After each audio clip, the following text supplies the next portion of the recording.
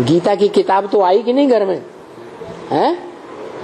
उसमें लिखा हुआ है कि श्लोक, इंद्रियां बड़ी प्रबल हैं, इंद्रियेभ्य परम मनः, इंद्रियों से प्रबल मन है, और मनसस्तु परा बुद्धि, मन से प्रबल बुद्धि है।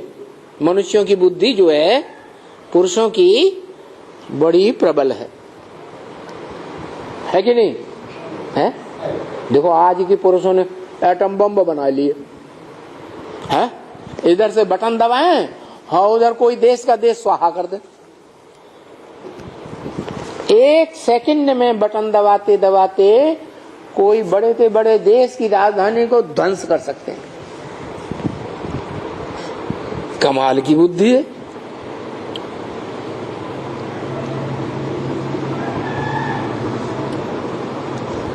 तो मनुष्यों की बुद्धि जो है वो मन से भी जास्ती प्रबल है।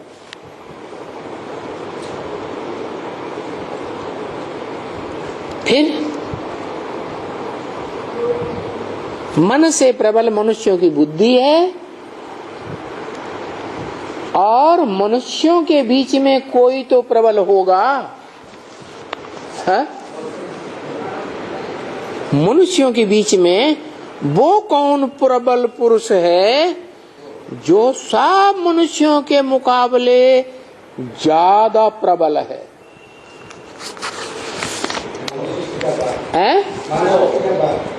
हाँ, मन से भी ज्यादा है।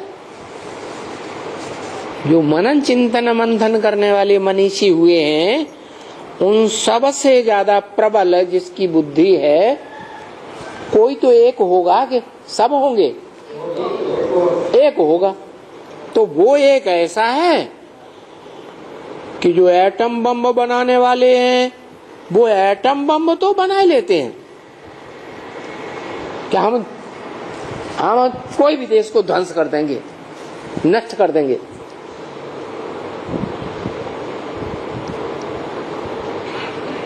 जैसे आज एक देश है उत्तर कोरिया, क्या छोटा सा देश है। कैसे? छोटा सा देश। वो तो दुनिया की बात हो गई। दुनिया के अंदर भारत में भी ऐसा ही एक छोटा सा देश है।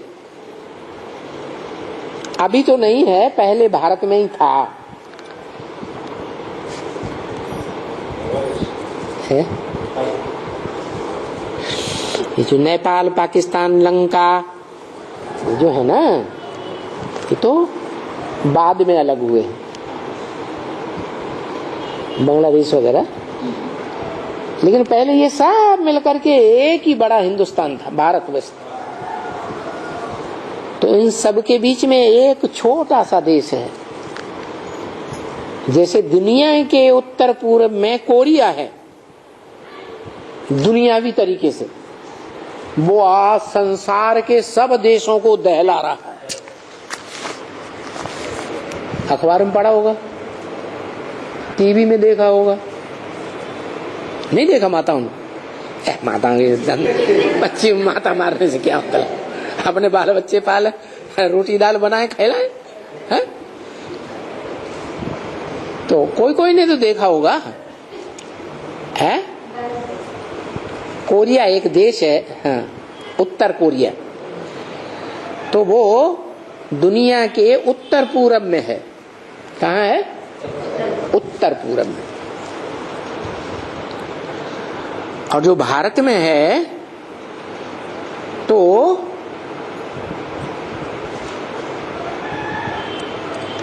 भारतवासी मानते हैं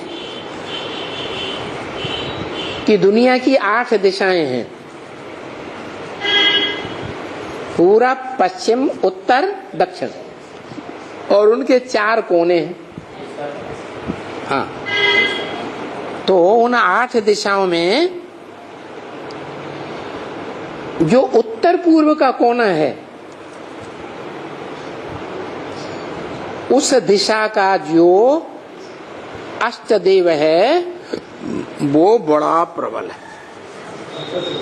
है? उत्तर प्रदेश में नहीं है, इंडिया। हाँ अब याद आया, उसका नाम है भूटान। बहुत छोटा सा देश है। जैसे ये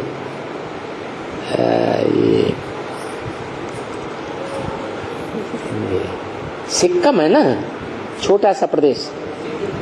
हाँ ऐसे ही उसके पूरब में, भारत के उत्तर पूरब में समझ लो एक देश है भूटान। भूटान बिगड़ा हुआ शब्द है, सही शब्द है ब्रूटान। ब्रू माने भौं, और जब किसी को गुस्सा आती है तो कहता है ब्रू माने टान, तान दिया, ब्रकुटी तान दी। ये तो दक्षिण भारत है, यहाँ रामायण तो पढ़ते नहीं है। नॉर्थ इंडिया में रामायण बहुत पढ़ते हैं, तो उसमें एक चौपाई आई है रामायण की, ब्रकुटी विलास सृष्टि लय होई, सपने संकट पर ही की सोई। मतलब जिसकी ब्रकुटी तानने से सारी सृष्टि नष्ट हो जाती है। हाँ उसके ऊपर क्या संकट आएगा, चौपाई का अर्थ है। तो अब बताओ, भारत में कोई देवता है? वो कौन सा देवता है? कि आज के जो वैज्ञानिक वो तो अहंकार करते हैं, हमने ऐसे ऐसे एटम बम बना के रखे हैं कि दुनिया को चुटकी में नष्ट कर दे। लेकिन वो डिंग मारते हैं कि हमने ऐसी ऐसी चीज तैयार कर ली है। लेकिन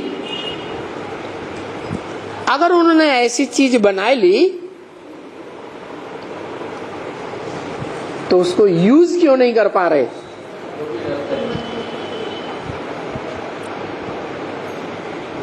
क्या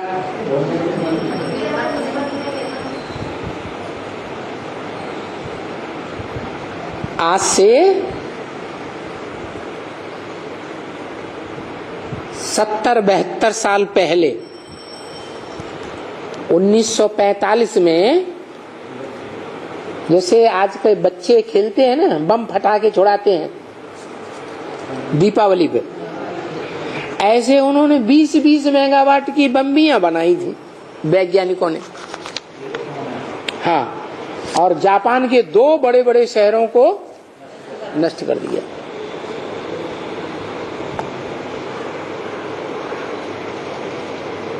और आज उन्हीं वैज्ञानिकों ने हजारों हजार वाट के एक एक देश में ढेरों बॉम्ब बना के रखे हुए।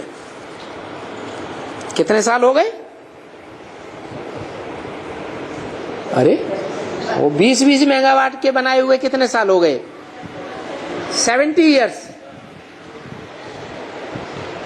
और अब 70 साल के बाद उनके पास हजारों हजार मेगावाट के बॉम्ब पड़े हुए हैं, एक एक देश में, कई कई, गिनती ही नहीं है किसी के पास। लेकिन उनमें हिम्मत नहीं है क्या कि उनका विस्फोट कर दे। तो वो बड़े बड़े वैज्ञानिक समझते हैं कि इस दुनिया में हम ही बड़े ताकतवर, लेकिन उन्हें पता ही नहीं है कि भारत का एक वैज्ञानिक है जो इतना बड़ा विज्ञानवादी है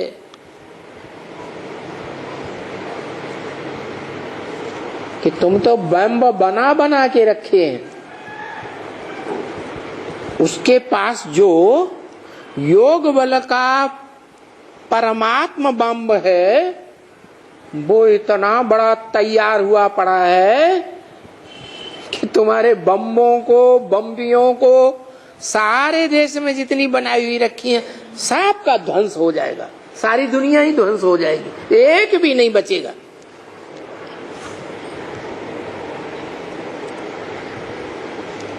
उसकी यादगार है भूटान। क्या? भूटान। और उसका इतना अच्छा संगठन है, यूनिटी। उस देश का, छोटा सा देश, उसका इतना अच्छा यूनिटी, अच्छी यूनिटी है कि उसके राजा ने देखा कि सब देशों में, दुनिया में प्रजातंत्र राज्य पसंद कर रहे हैं, तो हमारी प्रजा को कहीं दुख न हो जाए कि हमारा राज्य क्यों नहीं, हम भी तो अपने देश की प्रजा हैं। तो उसने खुशी खुशी सबको बताया, प्रजाजनों को, तुम अपना राज्य बनाओ, प्रजातंत्र चलाओ, मैं भी उस प्रजा में प्रजा बन के रहूंगा। लेकिन उस देश की प्रजा ने माना ही नहीं। राजा का डायरेक्शन था प्रजातंत्र राज्य चलाते हैं जैसे और देशों में चलाते हैं, लेकिन फिर भी वहां की प्रजा अपने राजा रानी को ही मानती है और किसी को मानती नहीं। बताओ, दुनिया के कोई भी देश में वहां का शासन, दुनिया का कोई भी देश का ऐसा शासन राज्य नहीं है जहां इतनी अच्छी यूनिटी हो।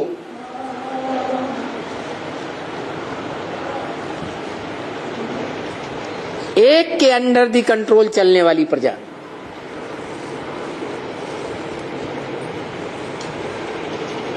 वहां अभी भी ऐसा है।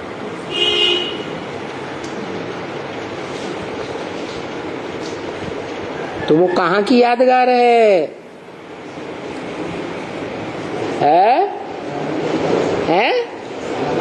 हाँ, जो 4 युगों का ये ड्रामा है ना, बड़ा ड्रामा, इस ड्रामा की जब शूटिंग पीरियड होता है, उस शूटिंग पीरियड में, पुरुषोत्तम संगम युग में, वो प्रत्यक्ष हुआ था जिसकी यादगार भूटान दिखाई गई।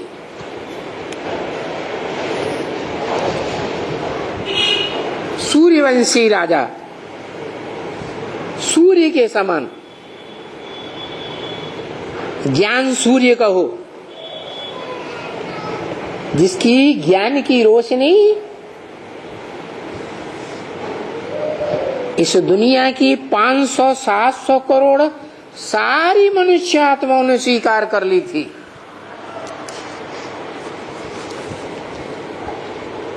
और जिन्होंने 2-4 रहे नहीं स्वीकार की, कोई हठीले होते हैं, नहीं मानते। जैसे इस दुनिया को चलाने वाले धर्म पिताएं हुए, इब्राहिम, बुद्ध, क्राइस्ट वगैरह वगैरह। तो क्राइस्ट जैसे तो बड़े ग्रेट फादर्स हो गए दुनिया में। दुनिया की लगभग आधी जनसंख्या, 200-250 करोड़ क्रिश्चियंस क्राइस्ट को अपना बाप मानते हैं। मानते हैं ही नहीं? वो तो बड़े दबंग, वो तो सहज नहीं मानेंगे। क्या सहज नहीं मानेंगे? कि दुनिया में कोई मनुष्य ऐसा भी हो सकता है जिसको सारी दुनिया मानने के लिए मजबूर हो जाए। हिंदू हो, मुसलमान हो, सिख हो, ईसाई हो, कोई भी धर्म का हो, हर धर्म के फॉलोअर्स हजारों साल से अपने धर्म पिता को मानते आए और वो उन धर्म पिताओं को छोड़ देंगे, जैसा ब्रह्म वाक्य। क्या याद आया? ब्रह्म वाक्य मुरली में एक वाक्य आया है, नहीं याद नहीं रहा? अरे है?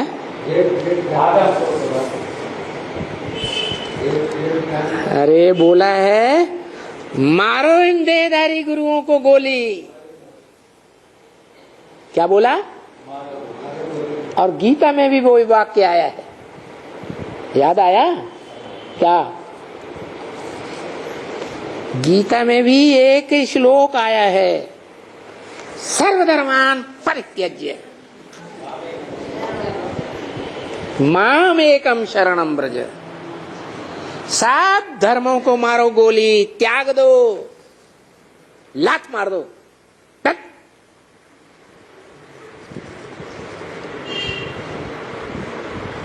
सब धर्म वालों ने, धर्म पिताओं ने सारी दुनिया को रौरव नरक बना के रख दिया। उनके मुंह पे बोल दो। क्या बोल दो? उनके मुंह पे बोल दो, थूक दो। तुमने और तुम्हारे फॉलोअर्स ने इस दुनिया को क्या बना दिया? रौरव नरक बना दिया, हेल बना दिया, बाढ़ बना दिया।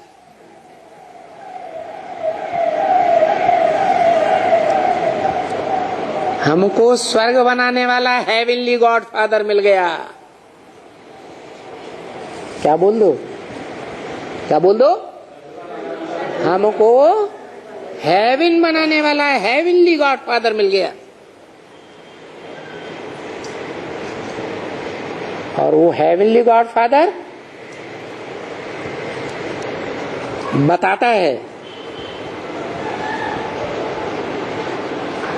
कि हेवन तो मैं जो बनाता हूं वो बहुत छोटा होता है, और हेल नरक, नरक की दुनिया बहुत बड़ी होती है। मैं इस दुनिया को स्वर्ग बनाकर जाता हूं। क्या बना के जाता हूं? स्वर्ग।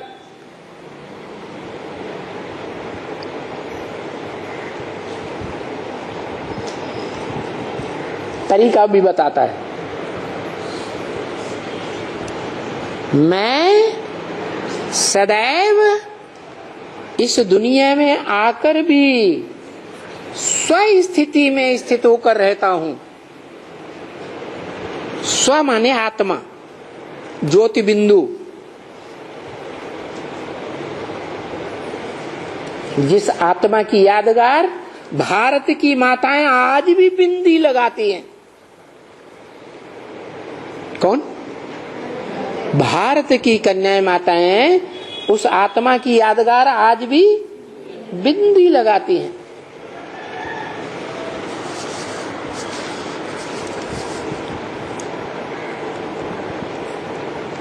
उन्हीं माताओं को, कन्याओं को,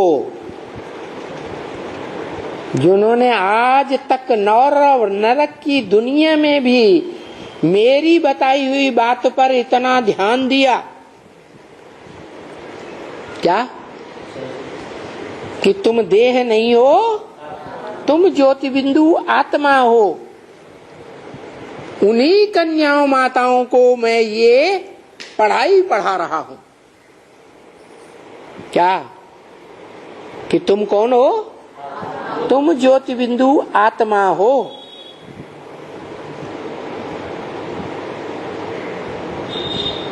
और माताओं को भी कन्या बना देता हूं।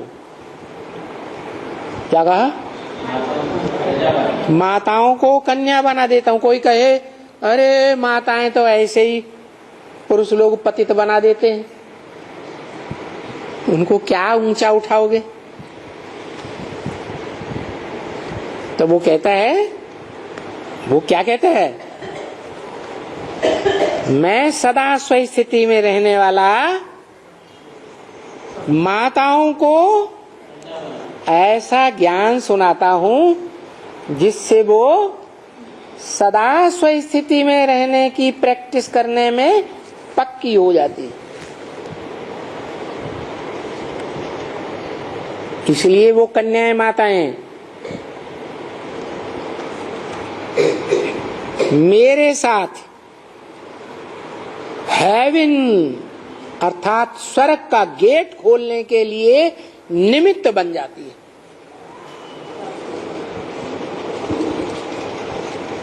कौन? कन्याएं माताएं। मैं जिस तन में आता हूं वो नर तन में आता हूं, कन्या माता में नहीं आता हूं।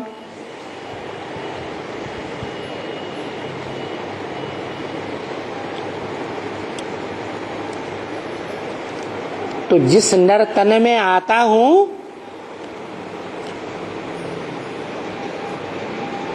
वो प्रैक्टिकल में स्वर्ग नहीं बनाता। क्या?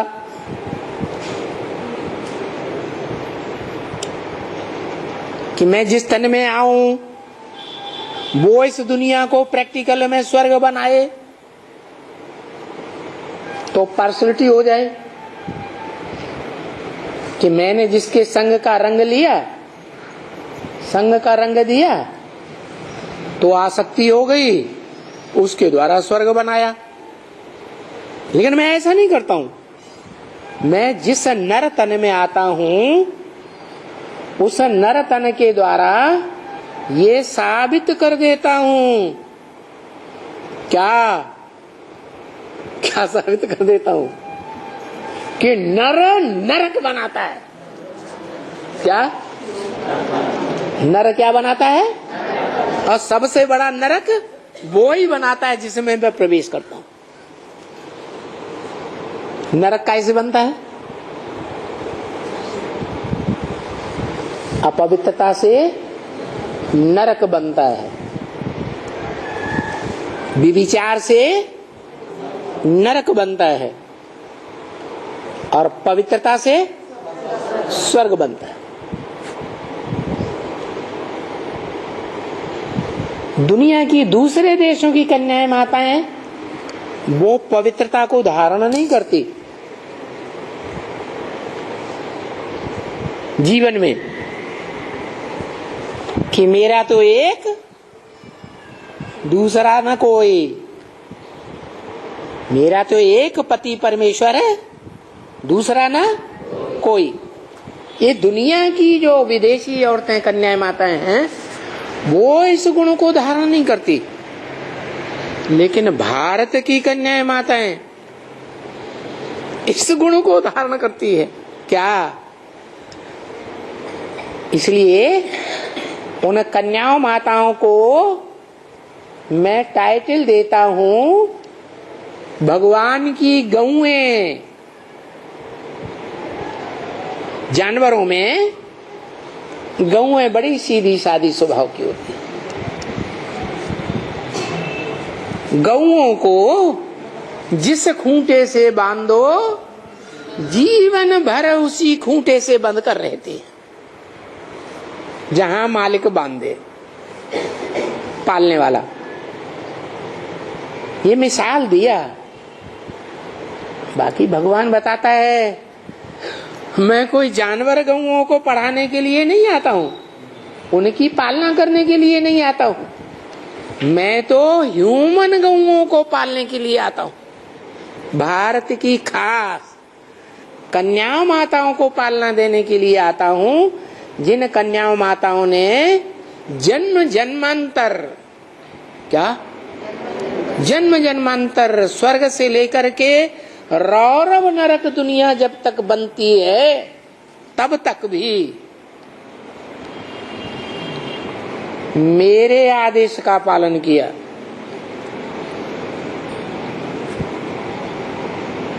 चलो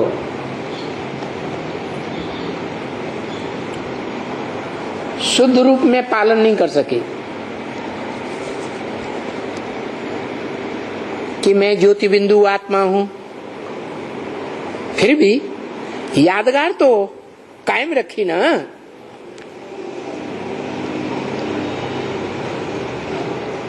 तो ये भारत की कन्याएं माताएं गौएं हैं, गौएं। कैसी गौएं? इन कन्याओं माताओं को, भारत की कन्याओं माताओं को जीवन में कोई भी जन्म में देख लो, माता पिता ने जिस खूंटे से बांध दिया जीवन में, सारा जीवन उसी खूंटे से बंद कर रही।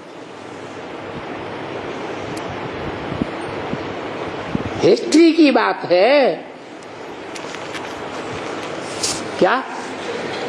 हिस्ट्री के बाहर की बात छोड़ दो। हिस्ट्री 2500 साल की मनुष्यों के पास है।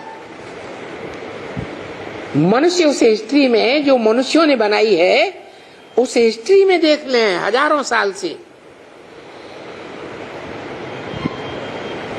कि भारत की ये गौएं, भगवान की ये गौएं इतने सीधी साधी स्वभाव की रही। गौ स्वभाव दूसरों को दुख देता है या गौ सुख देती है? गौ सुखदायी है। उसमें भी खास भारत की गौएं तो सुख ही सुख देती हैं परिवार को। कितना सुख देती हैं।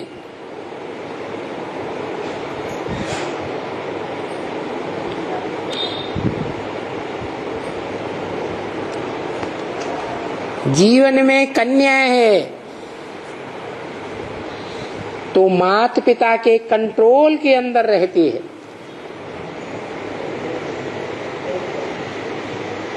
कन्या से नौजवान बनती है तो पति और पति के परिवार के कंट्रोल में रहती है।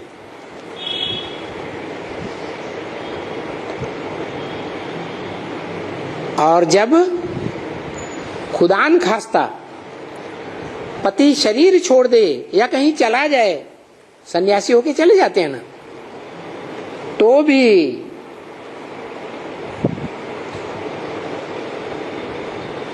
परिवार को सुखदायी बन करके रहती है। और इसका मिसाल है शास्त्रों में।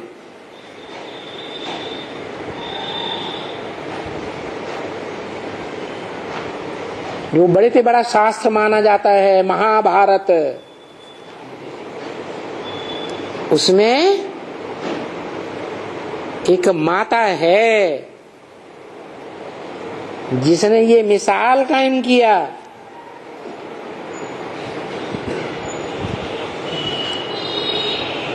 कि परिवार की वृद्धि के लिए परिवार के साथ ही जीवन भर रही, भले पति ने शरीर छोड़ दिया।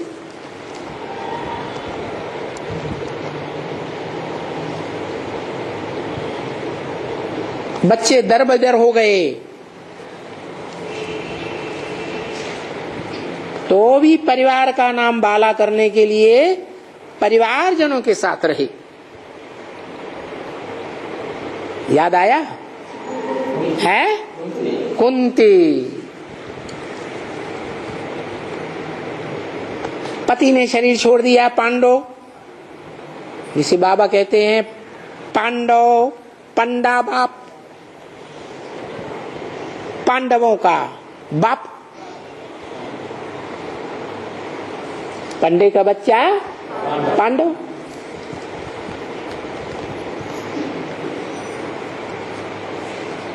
उनको परिवार वालों ने देश निकाला दे दिया। किसको? पांडवों को। पांडवों ने कहा भी मां को चलो हमारे साथ, मना कर दिया। नहीं, मैं अपने परिवार की पत नहीं गंवा सकती, मेरे पति का परिवार है। लो, पति मर गया, पति की लाज रख रही है।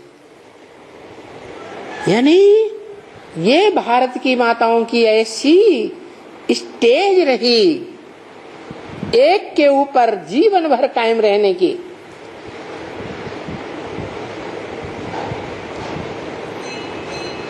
कि पति चला जाए जीवन भर के लिए, पति शरीर छोड़ जाए, तो भी पति के ही गुण गाती रहती है,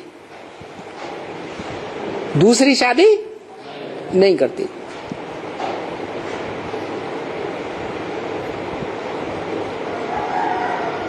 एक के ऊपर इतनी आस्था गहरी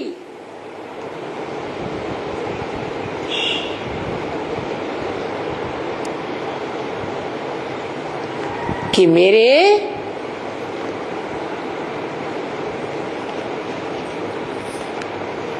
ससुर घर की लाज न जाए और माता पिता की भी लाज न जाए, माता पिता का भी नाम बाला करने वाली धोखा नहीं दे सकती।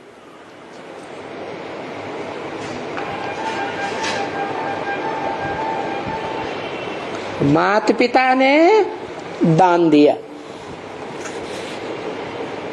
तो दान दी हुई जो चीज है वो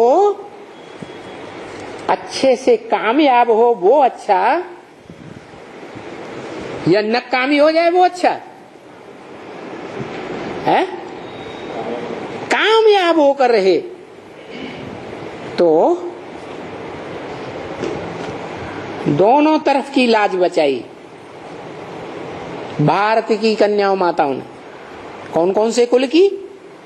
ससुर कुल और माता पिता का कुल, दोनों की लाज रखी,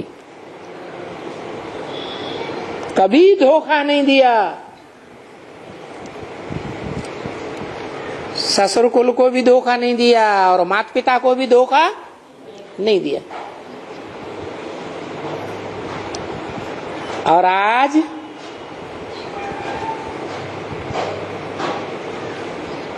जो मनुष्य हैं इस संसार के,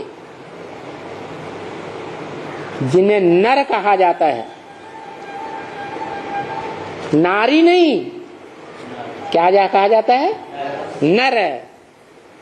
वो ऐसे हो गए कि आज दुनिया में विदेशों की तो बात छोड़ दो,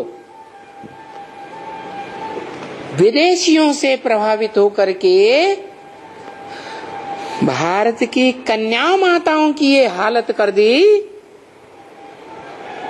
कि जितनी कन्याएं माताएं दुखी हो रही हैं, बंधन में हैं, पुरुषों के नर के जितने बंधन में हैं,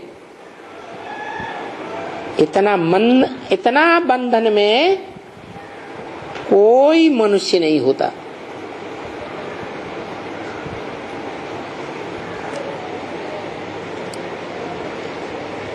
खास करके माताएं।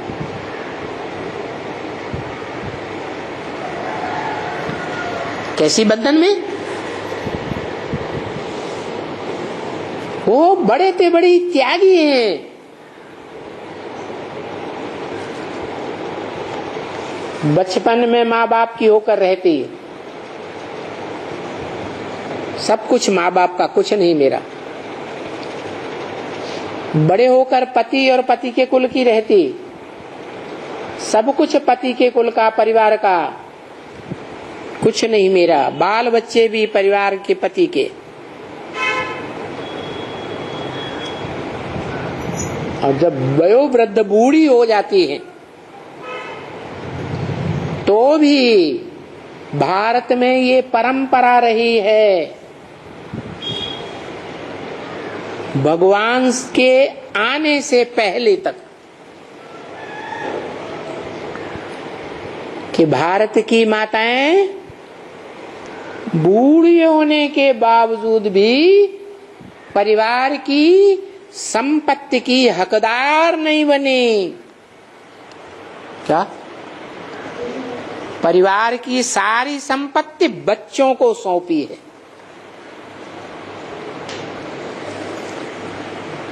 गलत बात तो नहीं है? इतनी त्यागी बनकर सारा जीवन रही।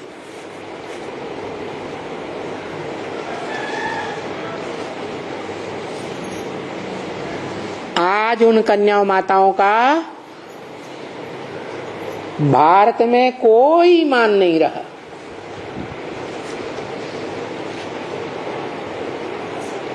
मनुष्य गुरुओं ने जो परंपराएं बनाई, ऐसी भ्रष्ट परंपराएं बन गई कि हर देश की बात छोड़ दो, खास भारत में भारत के नर पुरुष आज कन्या को घर की माता बनाते हैं और कल लात मार के बाहर निकाल देते हैं। गवर्नमेंट भी कुछ नहीं कर रही। करती है? नहीं। माता को इंसान नहीं समझा, बच्चे पैदा करने की मशीन समझ लिया। जैसे मशीन पुरानी हो जाती है, कबाड़े में डाल दी,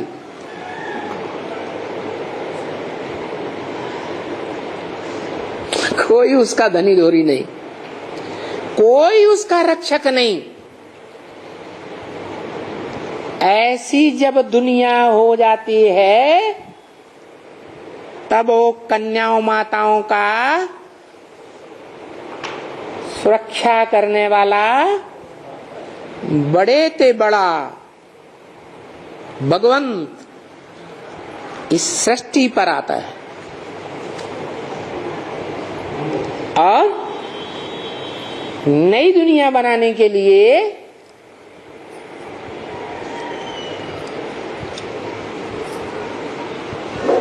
जिस पुरुष तन में भी प्रवेश करता है, तो भी उस पुरुष तन से पहले पहले नई दुनिया बनाने का काम करने के लिए नाम देता है ब्रह्मा।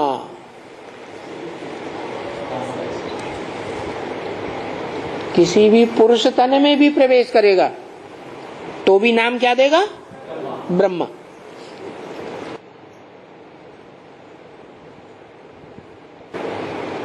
कितनी बड़ी पोस्ट देता है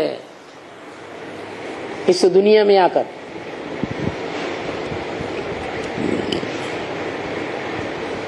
ये भी बताया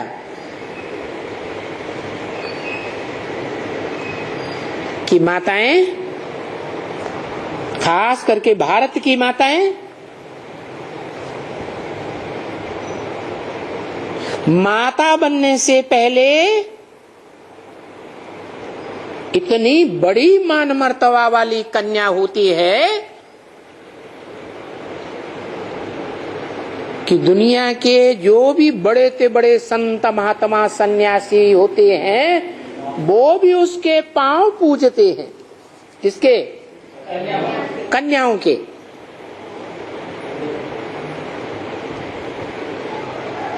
किस आधार पर? उसके अंदर पवित्रता होती है। विदेश की कन्याओं की बात छोड़ दो, भारत की कन्याओं माताओं में ये अभी भी परंपरा है कि कन्या के माँ बाप भी, परिवार के गुरुजन भी नवरात्रों में कन्याओं को इकट्ठा करते हैं और उनकी पूजा करते हैं। इतना महत्व हंस रही है।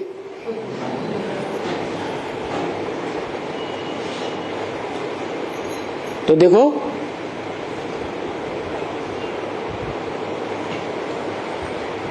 माताओं को एहसास दिलाया कि तुम कन्या थी तो तुम्हारा इतना महत्व था, और जब से तुम माता बनी तब से जिस परिवार में गई, उस परिवार में सबके माथा टेकती हो, सबके पांव पड़ने पड़ते हैं।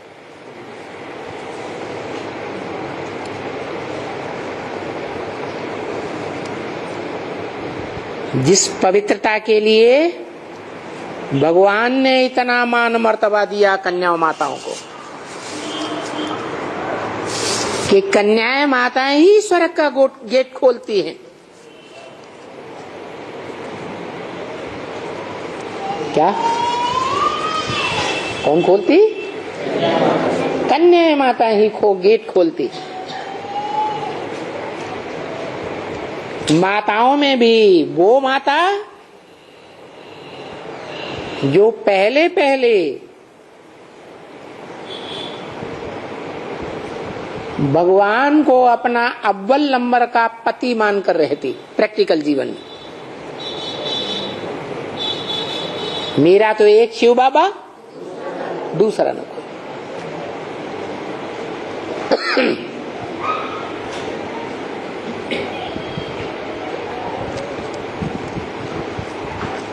वाचा से भी एक का गायन, दृष्टि से भी एक को देखना। क्या देखते हुए भी उसको न देखना, एक को देखना। जो भी शरीर की कर्मेंद्रियां हैं उन कर्मेंद्रियों का भी संग बुद्धि से एक के साथ करना और प्रैक्टिकल में भी ऐसी कन्या का जीवन बिताना जीवन भर कि एक के अलावा इंद्रियों का कोई के साथ संबंध न हो सके,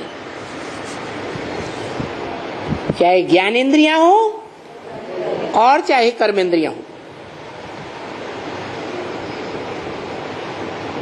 तो कन्याओं माताओं के बीच ऐसी कन्या को सबसे आगे रखता।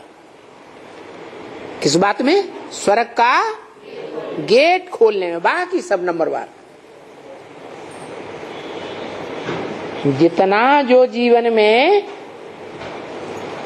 एक के साथ निभाता है, निभाती है, मन से, बुद्धि से, दृष्टि से, वृत्ति से एक ही बनकर रहती,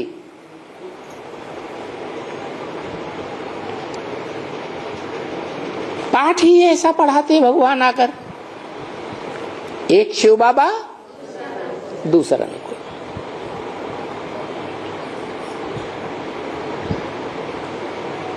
तो ऐसी कन्याएं माताएं जो भगवान के साथ स्वर्ग का गेट खोलती है, उनका नाम उनकी मुखिया माता के नाम रखा जाता।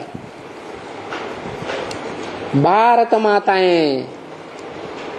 तो अव्वल नंबर कोई भारत माता होगी या नहीं होगी?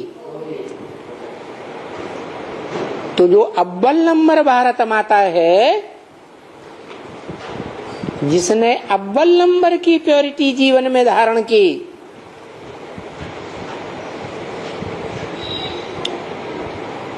वो अव्वल नंबर माता नारी से लक्ष्मी बनती है। क्या बनती? लक्ष्मी बनती है। माने माता बनती है या कन्या ही रहती है? क्या बन गई?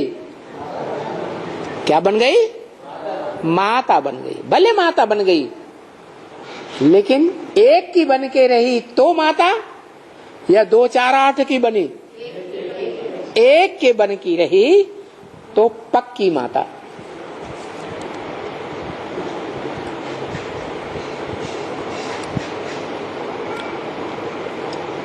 और माता है तो माता में 2 हैं।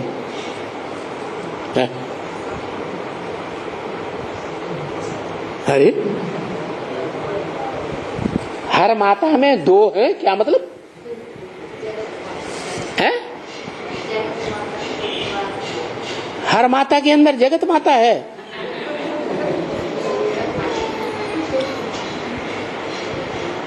हर माता के अंदर दो शक्तियां हैं,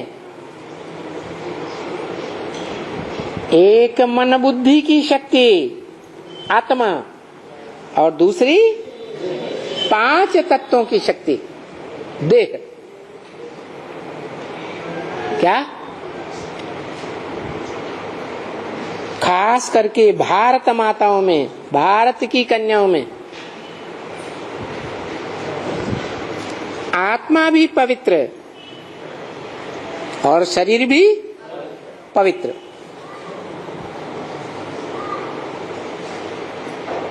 जिसकी आत्मा भी पवित्र, जिसका शरीर भी पवित्र है, उसको टाइटल भारत में दिया जाता सती। क्या? सती, सत्य को धारण करने वाली।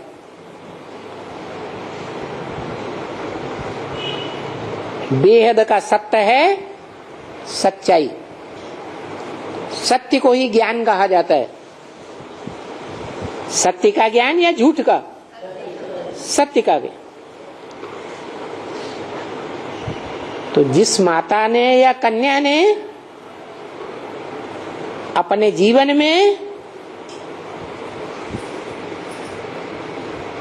जो सत श्री अकाल कहा जाता है, उस सत्य भगवान के सत्य को, ज्ञान को प्रैक्टिकल इंद्रियों में धारण किया। क्या?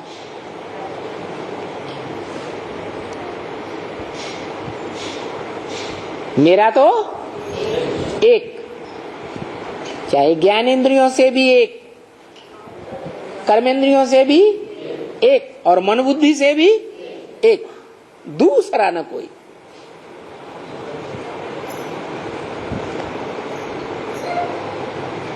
तो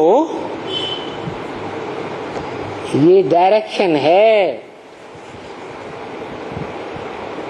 ऊंचे ते ऊंचा भगवंतात्मा का, परम पुरुष का डायरेक्शन है।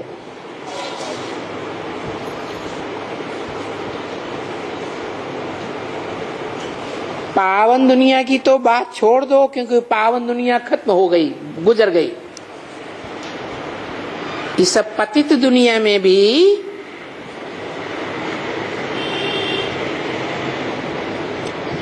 विशेषता बताई किसकी? कन्याओं माताओं की, भारत की माताओं की ये विशेषता बताई। इस पतित दुनिया में भी पतित तो बनना है, क्योंकि पावन दुनिया में भी देवताएं पतित बनते हैं तो नीचे गिरते हैं, कलाएं कम होती जाती है। तो पतित दुनिया में क्यों नहीं पतित बनेंगे? तो पतित दुनिया में पतित तो बनना है सबको, A to Z सबको पतित बनना है, परंतु एक के साथ पतित बने। अगर ऐसे जीवन में करती हैं तो वो सती हैं, सत्य को धारण करने वाली। क्या है? सती, सत्य को धारण करने वाली।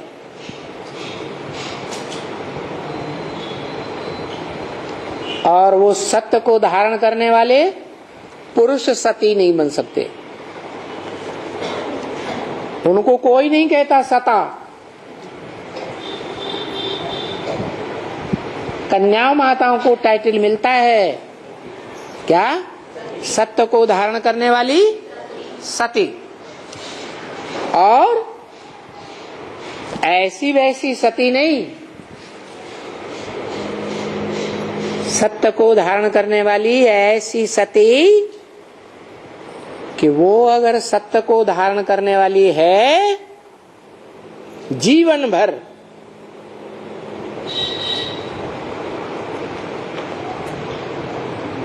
तो कोई राक्षस जैसे मनुष्य की पत्नी बन करके भी भले रहे, जैसे जालंधर राक्षस की पत्नी का नाम वृंदा,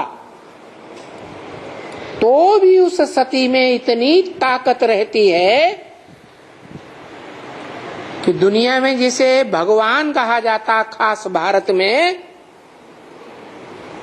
शिव शंकर भोलेनाथ कहते हैं,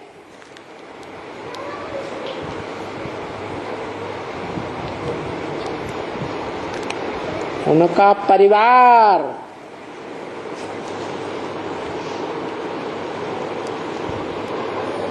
उनका छोटा बड़ा बच्चा हो, छोटा बड़ा कोई भी सहयोगी हो, सब मिलकर के उस जालंधर राक्षस का कुछ भी नहीं बिगाड़ पाते।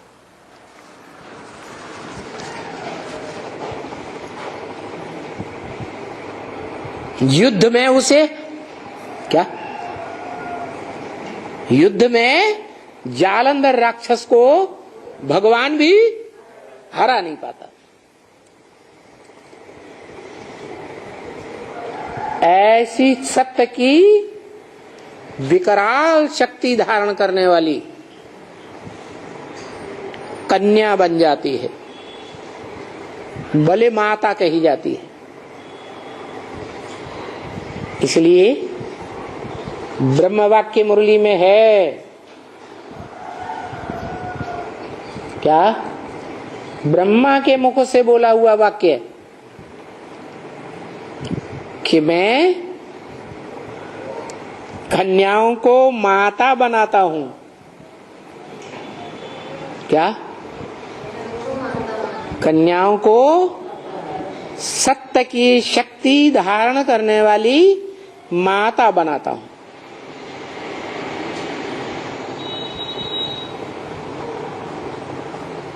वो सत्य की शक्ति कहां से आती है? जो धारण करती है, है? पति से आती है। वो शक्ति कहां से आती है? कन्या में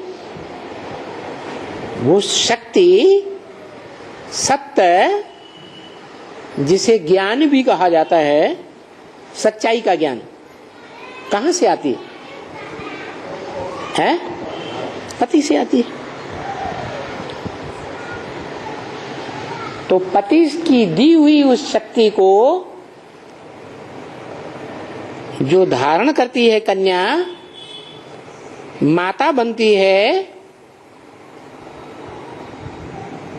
और बड़ी पावरफुल बन जाती है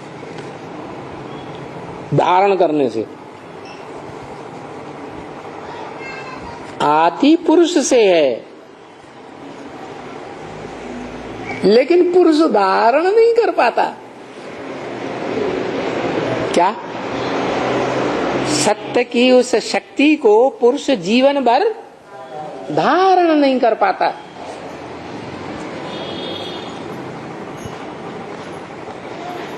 और भारत की कन्या माता धारण कर लेती है।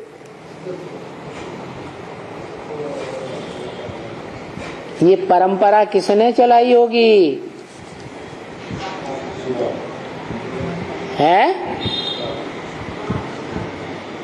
ये सत्य जैसी शक्ति को धारण करने वाली धारणा शक्ति, सती की परंपरा शुरुआत करने वाली कोई होगी या नहीं होगी? है? कौन? अरे ये तो बोला कि होगी पहले नंबर की। कौन होगी? हैं? भारत माता।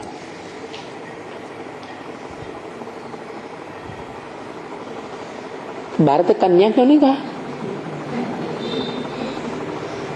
हमेशा ये क्यों बोलते हैं भारत माता की जय, झंडा ऊपर कर देंगे, भारत माता की जय। यहाँ पे चित्र नहीं है भारत माता का।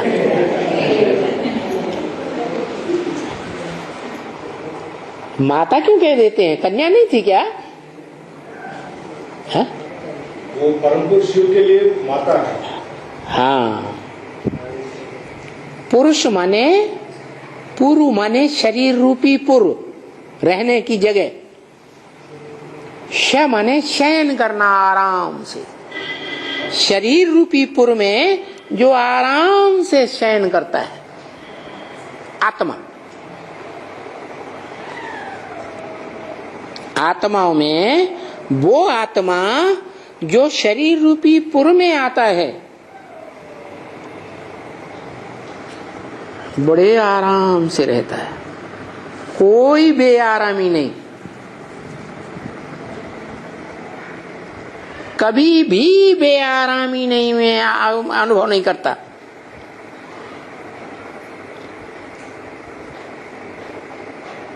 वो पुरुष रूप आत्माओं के बीच उसको कहा जाता है परम पुरुष। कैसा पुरुष? परे ते परे स्टेज में रहने वाला पुरुष। उससे प्रबल कोई पुरुष रूपी आत्मा होती ही नहीं। लेकिन वो परम पुरुष जब इस सृष्टि पर आता है तो सिर्फ 4 युगों की 4 शूटिंग, 4 सीन की शूटिंग काल पुरुषोत्तम संगम युग में आता है। किसमें आता है? पुरुषों में उत्तम पुरुष जब प्रत्यक्ष होता है तब ही आता है।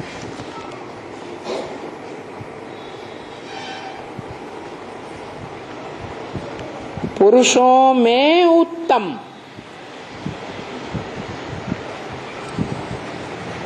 माने टैली किया गया। पुरुष ढेर के ढेर हैं,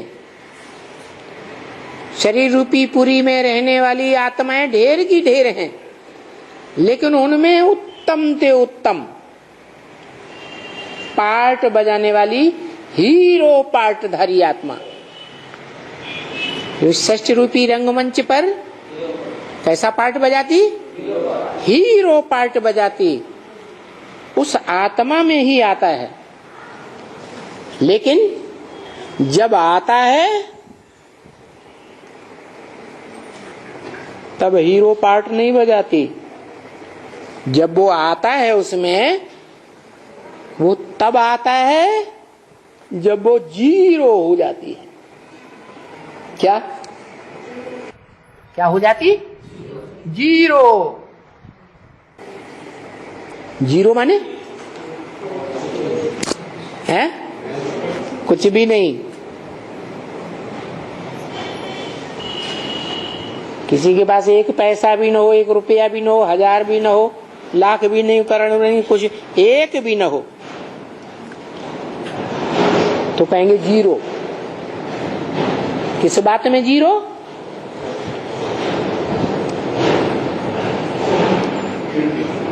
जो कभी इस दुनिया में ऐसा पार्टधारी था जो हीरो कहा जाता था इस दुनिया का। इतनी बड़ी दुनिया, इतने देश देशांतर, इतनी दुनिया में सरकारें, उन सब सरकारों के राज्यों के बीच में हीरो पार्टधारी माने विश्व का मालिक। क्या? किसी राजा का राज्य होता है ना, तो अपने राज्य में हीरो कौन? राजा। वो तो छोटे मोटे ढेर सारे राजाएं हुए, ढेर सारे राज्य हुए, लेकिन ये ऐसा हीरो जो दुनिया के जितने भी देश हैं, जितने भी राज्य हैं, उन सब राज्यों में जो भी रहने वाली प्रजा है, किसी भी धर्म की हो,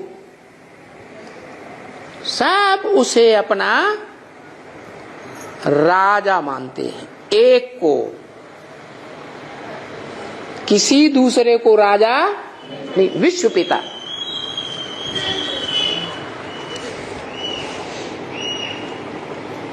ऐसा राजा